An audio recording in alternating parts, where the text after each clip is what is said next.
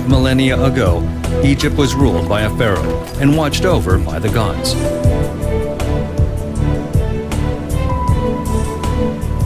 Math had its origins in this land, where a great river flooded an arid desert.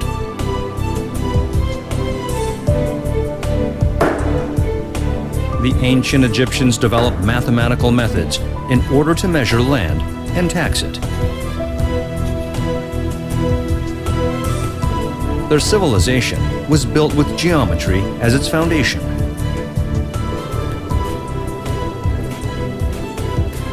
This new field of math brought to the world a new civilization on land, reborn each year.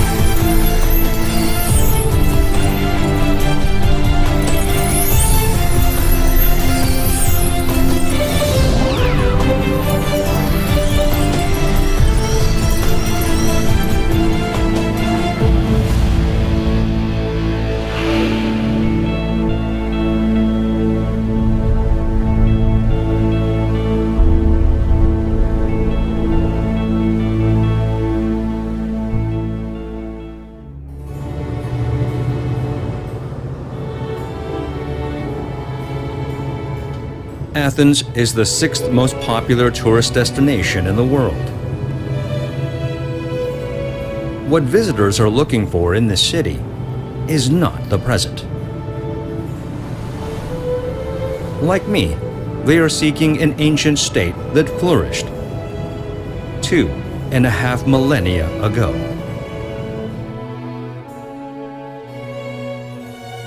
The ancient forebears of today's Greeks were eager to learn new things.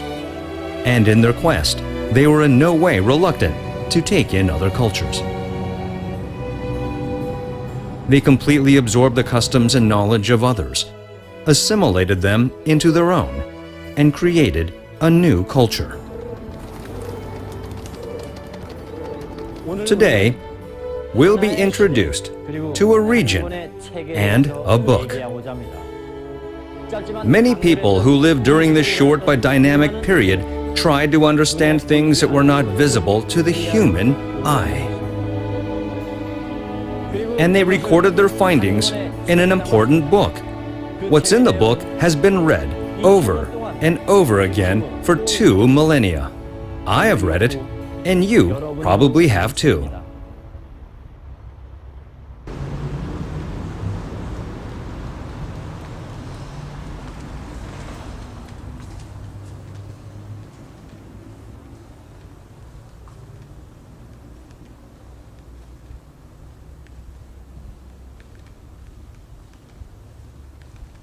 Just now, I have entered the very soul of Western civilization.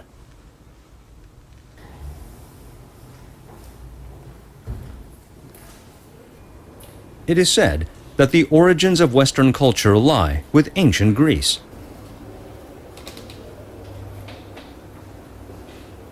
The ancient Greece that I'm searching for is not its unique structures, but its spirit. And that spirit can be found in this library.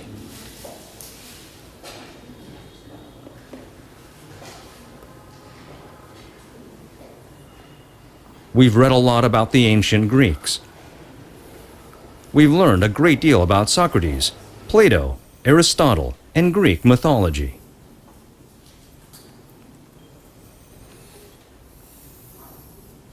But the most read book is not among them. It is this book.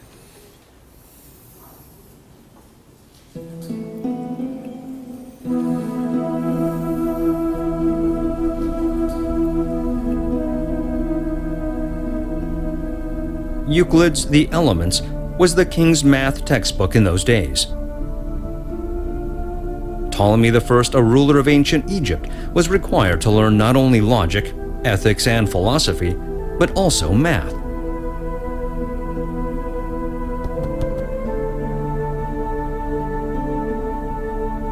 Math was an especially important subject for the king.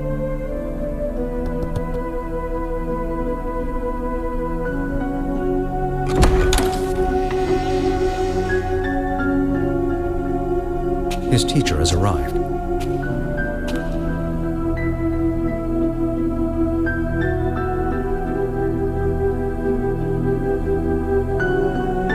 He is the author of Elements, a Greek named Euclid.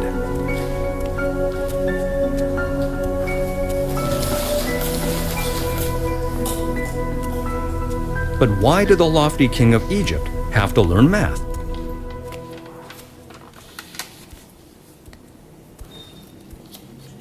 At first glance, Elements is full of unfamiliar diagrams. It's interesting to know that the king was tasked with learning all of this. Here, I found the first diagram, which answers the questions we raised.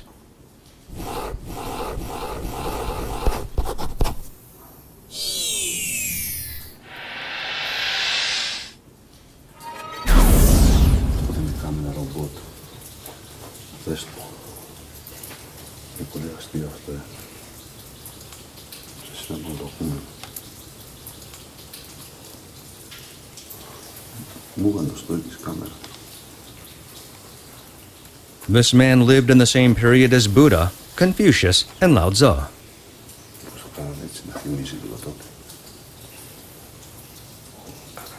Pythagoras was a prophet and a mystic. He was known as a student of the philosopher Thales.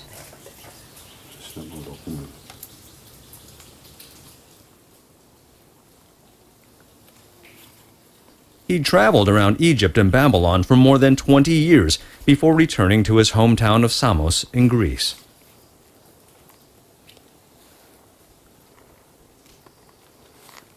He wonders, what is this world made of?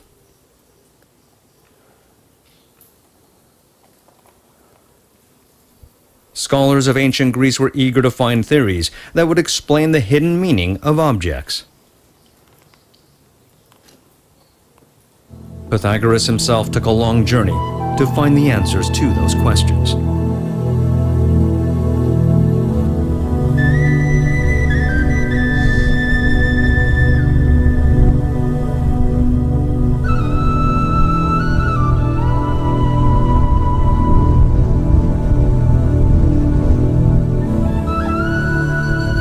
In the middle of the Egyptian desert, there was an enormous structure built 2,000 years earlier, even older than the Parthenon in Athens.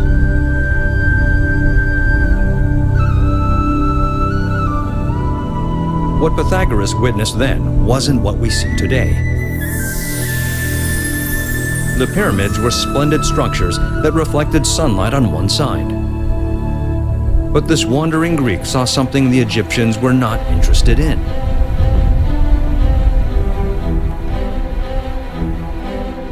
It was a simple figure that transcended the magnificence of the pyramids.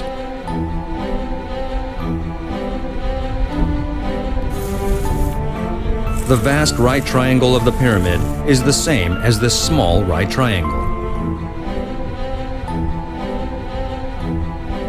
The Egyptians knew the ratio necessary to create a right triangle. 3 to 4 to 5. How can these numbers make up a right triangle?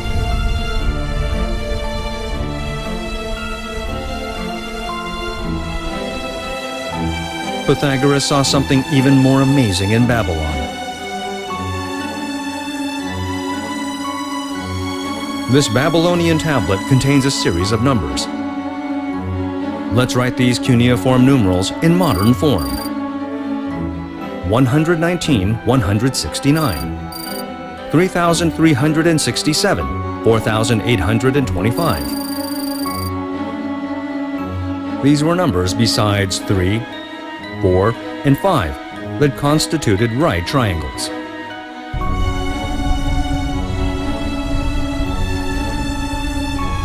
There are many three-number combinations that comprise right triangles. But why do certain numbers work and others don't? Pythagoras found hints in his hometown of Samos in Greece.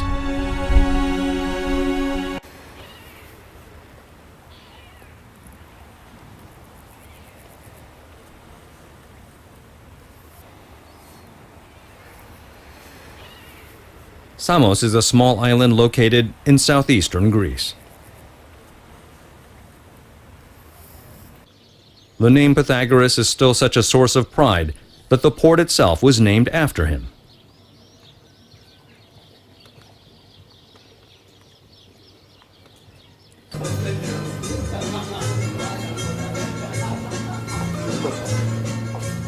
Today, this place that is home to 50,000 people is a minor tourist destination, but long ago, it was a major commercial center of ancient Greece. Thank you. I have some maybe time for this. Pythagoras left Samos as an unknown, but he returned as a figure famous throughout Greece.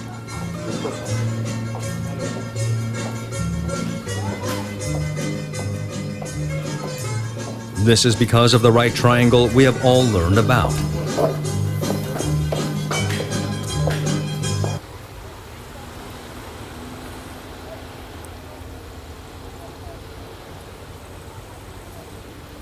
The famed formula central to right triangles bears his name, the Pythagorean theorem.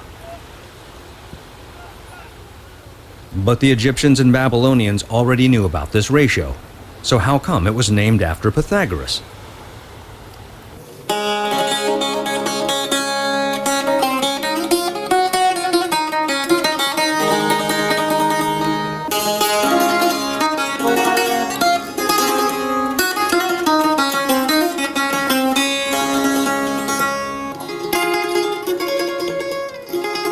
Such beautiful music.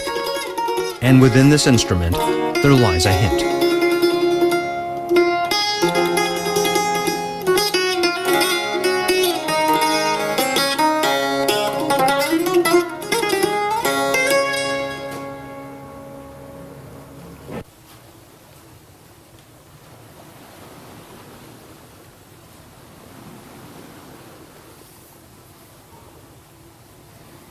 Even back home, Pythagoras continued to pursue the numbers he found in Egypt and Babylon.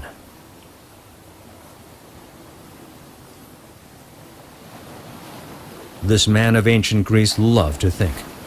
He would never give up. One day, he heard sounds from a blacksmith's workshop as he passed by.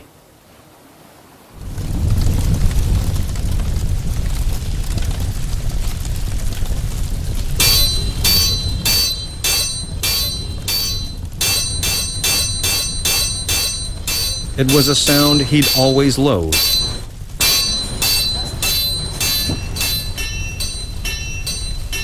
But on that particular day, he found himself enjoying it.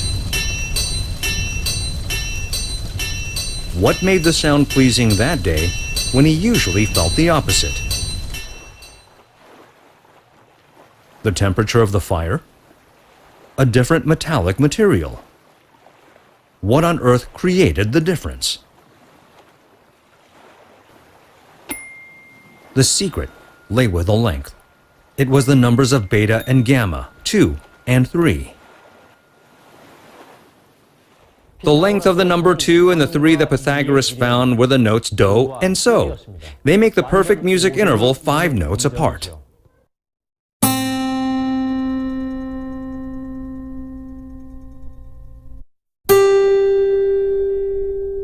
2 and 3. In other words, the ratio of 2 to 3 could turn anything into harmony. Pythagoras moved forward with this discovery. If 2/3 could produce harmony, then 2/3 of the previous 2/3 would also be harmonious.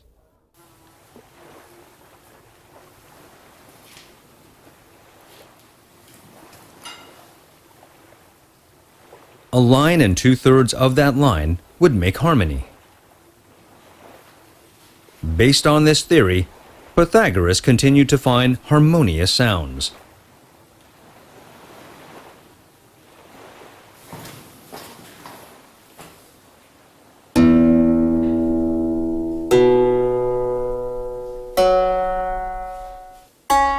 These are the sounds created by progressively following each string by 2/3 of its predecessor. We put them in a different order.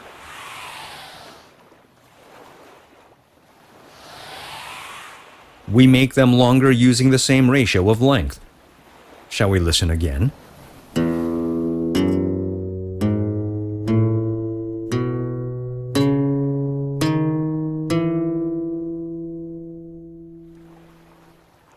This is how the 7 scales we know today were created.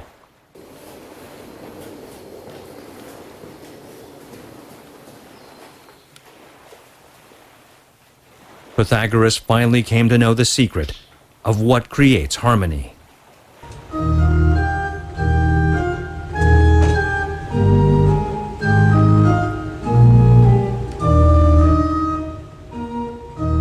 Music is an infinite treasure, taking us to a wondrous world.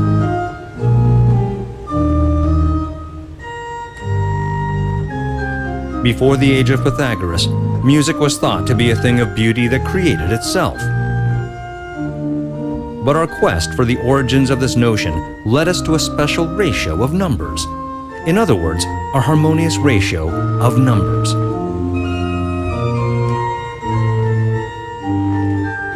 Does this harmonious ratio of integers found in musical notes only exist in music itself?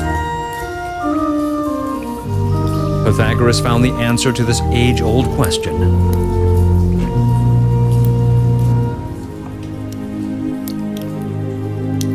The world is made up of ratios of integers.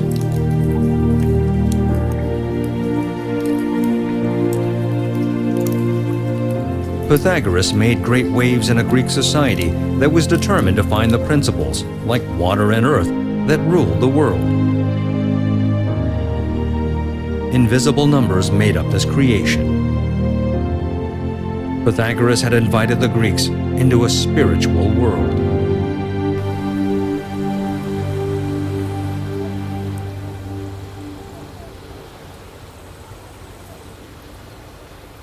He found the relationship between the numbers he saw in Egypt and Babylon. This was the relationship of the 3 sides of a right triangle. Today, we call this the Pythagorean theorem.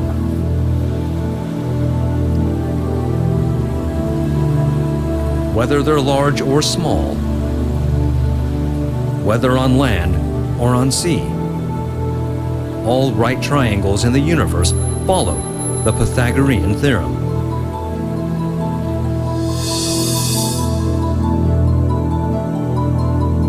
The Pythagorean theorem holds that the sum of the square of A and the square of B is equal to the square of C. In other words, if you combine the area of the squares that have sides of A and B, you get an area equal to a square with side C. All the right triangles in the world satisfy this formula.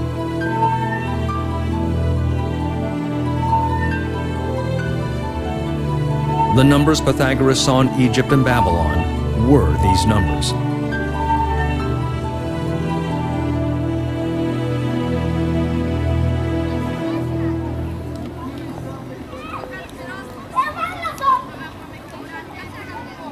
It is no exaggeration to say that math began with Pythagoras.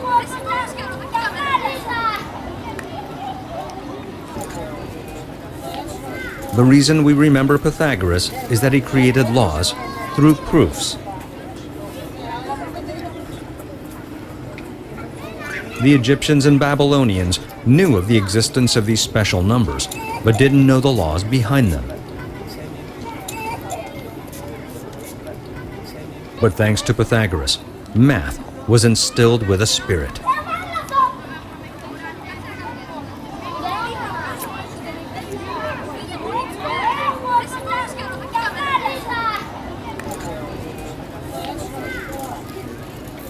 And the right triangle belongs to him forever.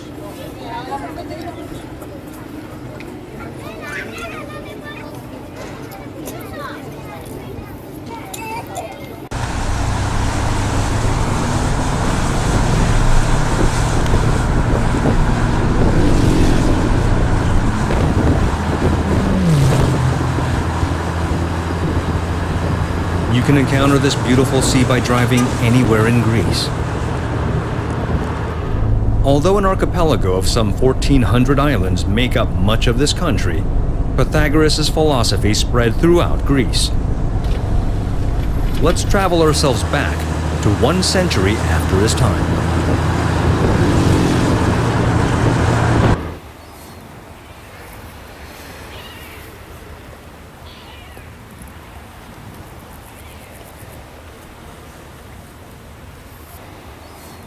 This young man perusing a text is Assumptious.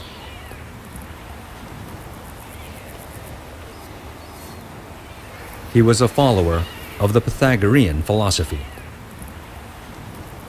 He vigorously pursued Pythagoras' faith and became a follower, but he raised some troubling questions. One of his concerns lay with the right triangle, Pythagoras' proudest achievement.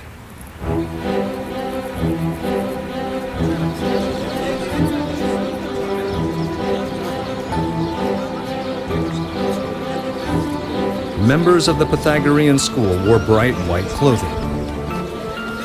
They frequently discussed philosophy and the results of their research. They argued with one voice against their opponents.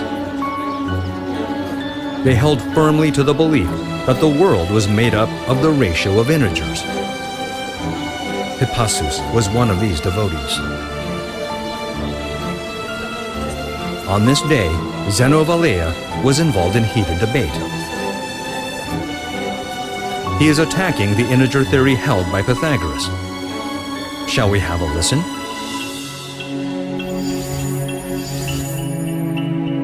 Achilles and a turtle are in a running race. If the turtle starts a few meters ahead, Achilles will never overtake it. Why is that? Achilles reaches the point where the turtle is. The turtle runs forward while he catches up. Achilles closes the gap again. But in the meantime, the turtle has moved forward. At this rate, Achilles would never overtake the turtle, no matter what.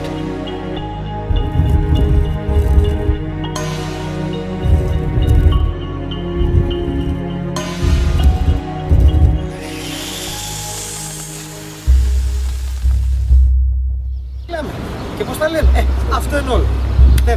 Από εδώ και εσείς θα Zeno attacked Pythagoras' integer theory in this way.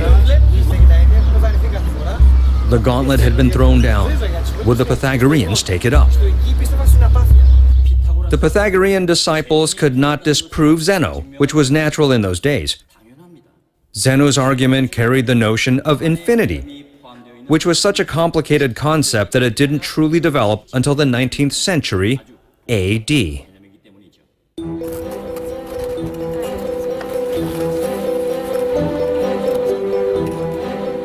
The Pythagorean school was liberal enough to open its membership to females, but it wanted to maintain confidentiality. Thus, its members took an oath not to disclose their knowledge to the outside world. When they did publish their results, it was not as individuals, but under the name of the school.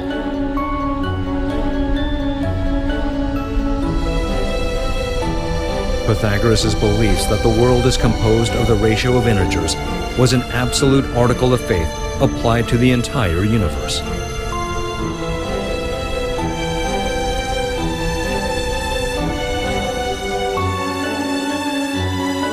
It's not unreasonable to say that the nature of this group was religious, even cult-like.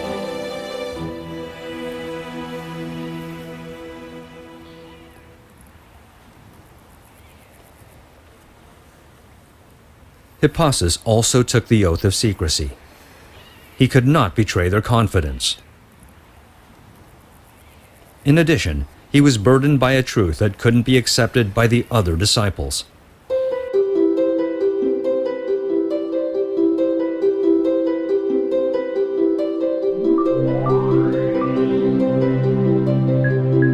The Pythagorean theorem holds that the sum of the square of a and the square of b is equal to the square of c. But if the value of both a and b is 1, what would be the value of c? In other words, what would be the number if its square is 2? We must find out that number. The answer is located somewhere between 1 and 2. 1.4, 1, 4, 2. They thought they could find it if they kept narrowing it down.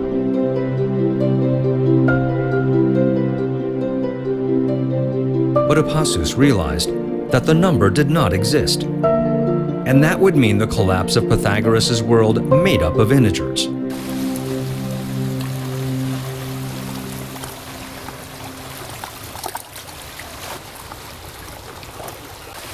What Assumptious had discovered was a new number that so far had not existed.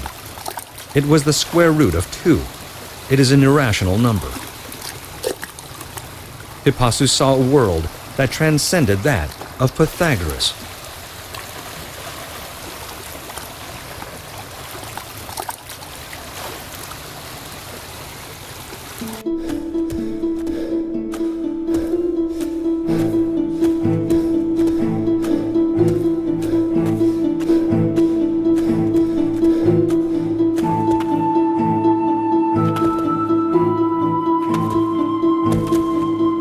And now his fellow disciples were after him.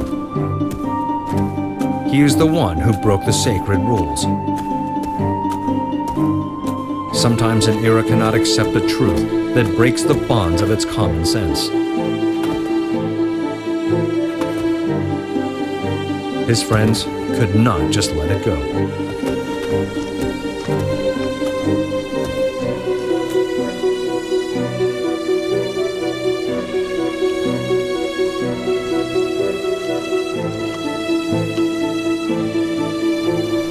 The truth brought him to the edge of a cliff.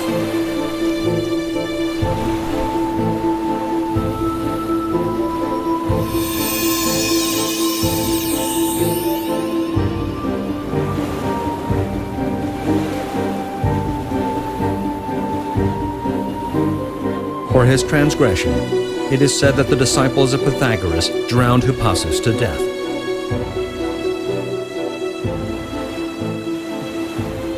But his discovery has long outlived poor Assumptious. Assumptious proved that the value of the square root of 2 could not be expressed with any numbers that existed at the time. That meant the existence of a whole new set of numbers. How did Assumptious know that a world of invisible numbers existed? That was possible thanks to the power of proofs.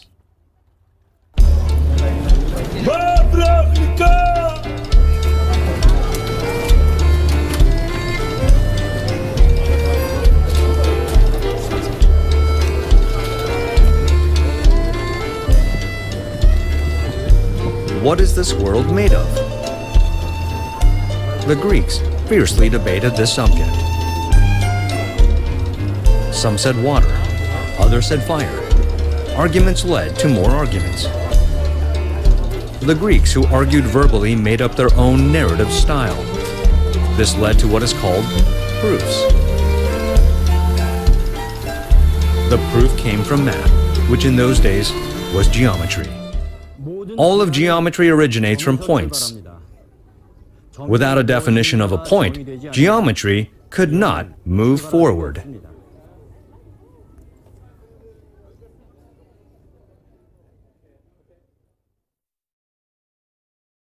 We call this a point. But if it is enlarged even a little, its meaning becomes vague.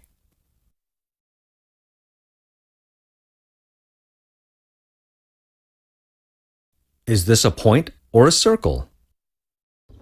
In mathematics, points are not something real, but rather an abstract concept of logic. Many Greek scholars were bogged down on this question. What is the definition of a point?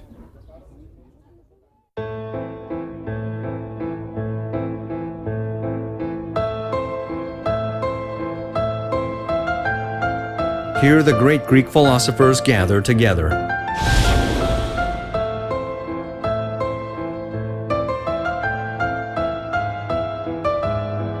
The first person to define a point was Pythagoras. He declared that it was a monad, with no space but with a location.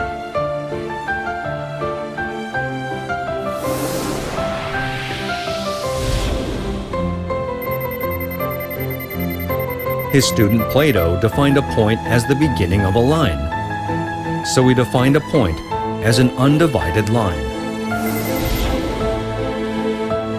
Aristotle argued against his teacher Plato. If a point is an unbreakable line, there must be an end. So what is that end?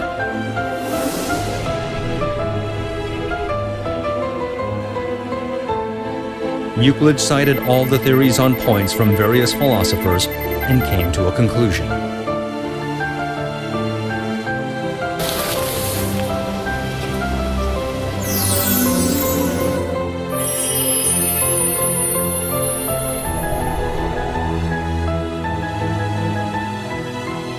A point is unbreakable. This is the first line in his book, Elements.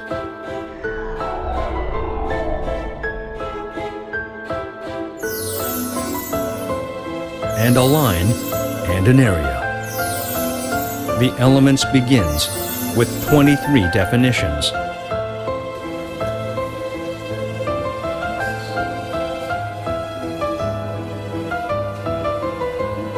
Ptolemy's Elements class gets intense.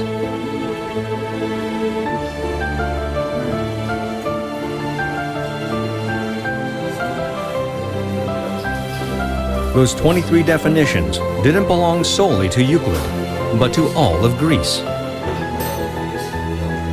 Euclid taught how to prove things to the king by using these definitions.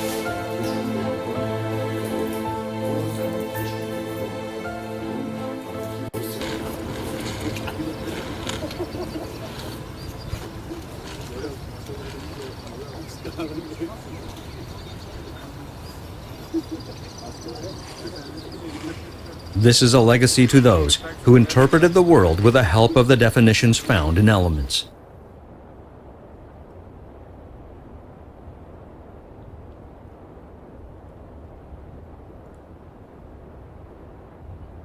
This entire structure, raised up stone by stone from its foundation, is typical of the ancient Greeks' mindset.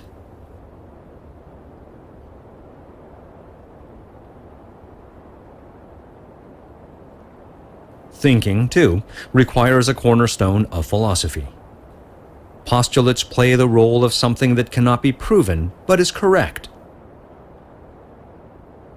In Euclid's Elements, 5 postulates are introduced.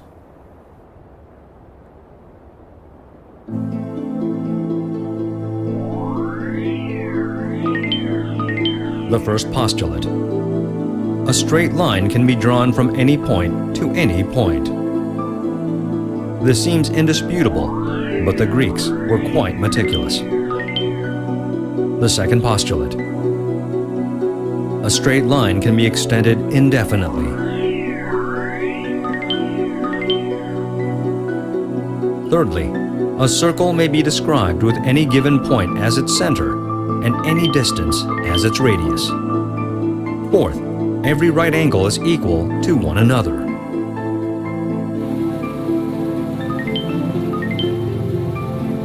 And finally, parallel lines can never meet each other.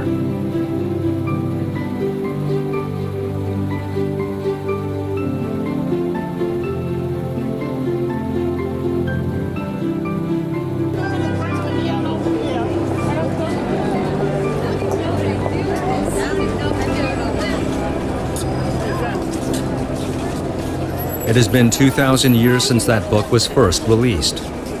It still has an influence in our modern lives. It seems complicated, but contemporary societies built upon mutually agreed postulates.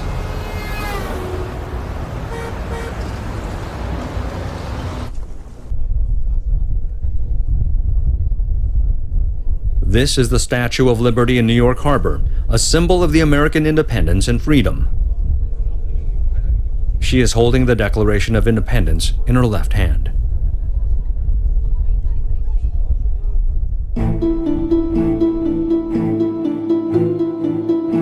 The Declaration of Independence itself follows the structure of Euclid's Elements.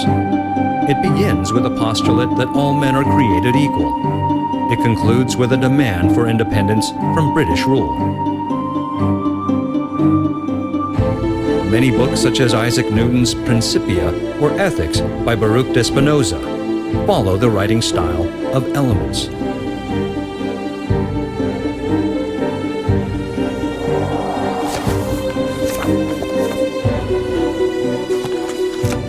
Elements is a near-perfect text that makes the heart of many intellectuals beat faster.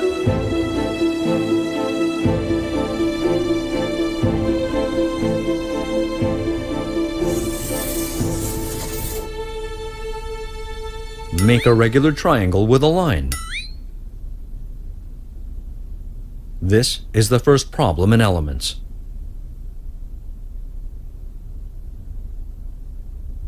Can we simply draw it randomly?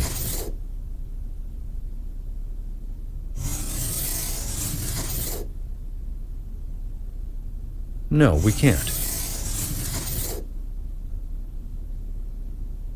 We have to begin from an agreed-upon starting point. The teacher says that we must use these definitions and postulates.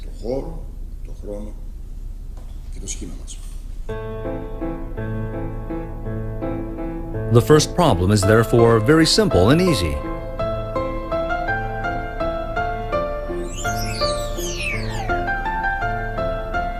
Keep the 5 postulates in mind. Use the third postulate.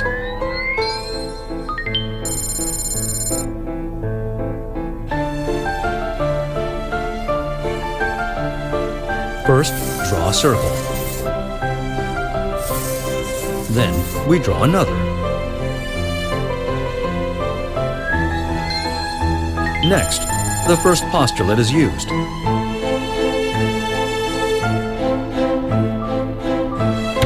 Then connect this point with that.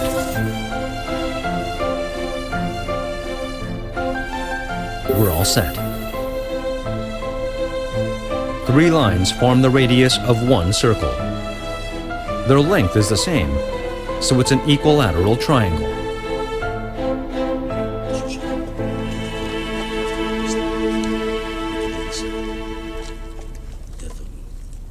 Pythagoras proved his right triangle with methods found in Elements.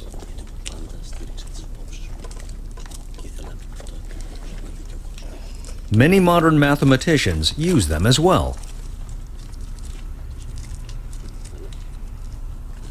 Elements began with Pythagoras and was completed by Euclid. It became a permanent part of mathematical language.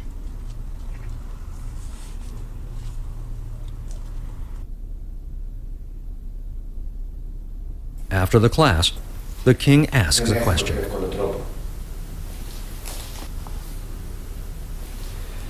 Μήνε Βασίλη την άτομον επί γεωμετρία.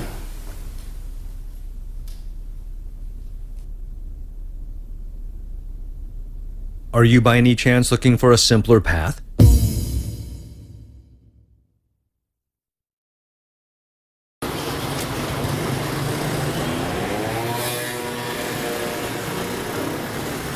I feel the spirit of these great scholars who forged the spirit of ancient Greece.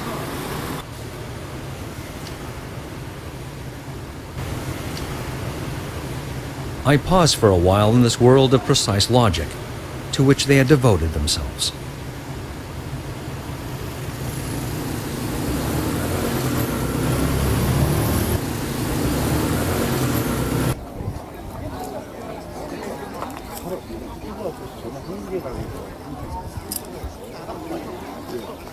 Proofs in ancient Greece was a process of taking each logical step one by one. Jumping to a conclusion was simply unacceptable. The completion of perfect logic requires a great deal of precision at any stage. There is no easy way to jump across steps. The spirit of this period is the essence of ancient Greece and civilization.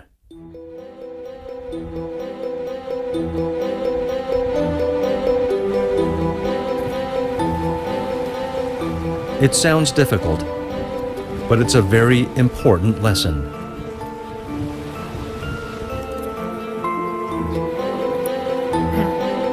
Millions of people from all over the world still visit Greece. What they're looking for is not present-day country, but the ancient state of Greece that flourished 2.5 millennia ago. They are seeking the Greek spirit.